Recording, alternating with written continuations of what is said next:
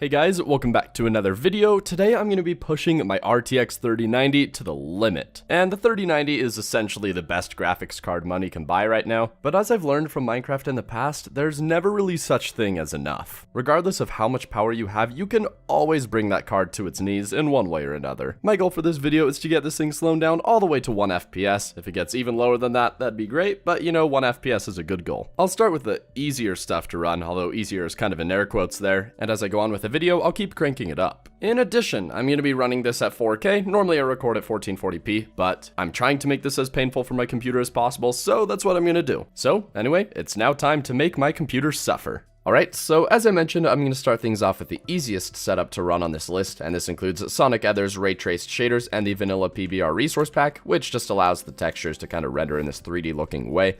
And as you can see, I'm sitting at a stable 60 FPS, which is pretty good.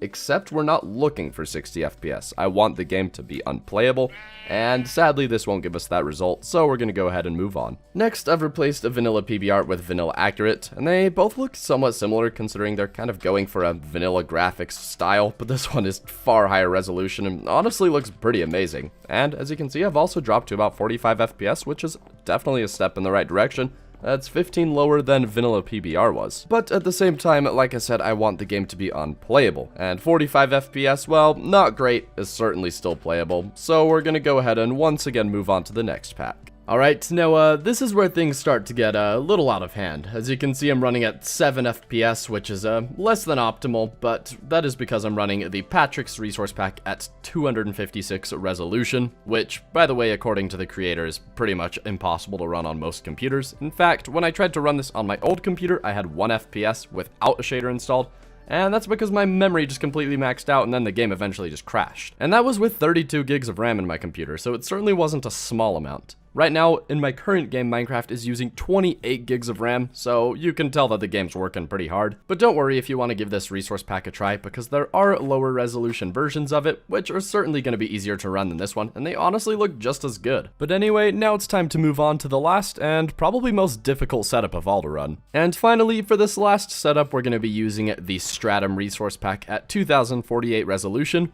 and the Continuum ray traced shader. And as you can see, some of these blocks are so detailed, it's kind of scary. I mean, if I zoom in into this obsidian, that looks like I took a picture in real life. That just looks like a rock that I found outside somewhere. A polished rock, but you know, it looks like one. I mean, just take a look at the netherrack. I'll zoom in on it, and honestly, tell me this doesn't look like a picture out of Google Earth or something. If someone told me this was a satellite image, I would believe them. And this pack has similar levels of performance to the Patrick's resource pack that we showed before, but that is until we decide to approach a tree. Right as I get close enough for my face to essentially be touching the tree, you'll see my FPS drop to about 5, which obviously is the lowest we've seen in this video, but we can still get it to 1.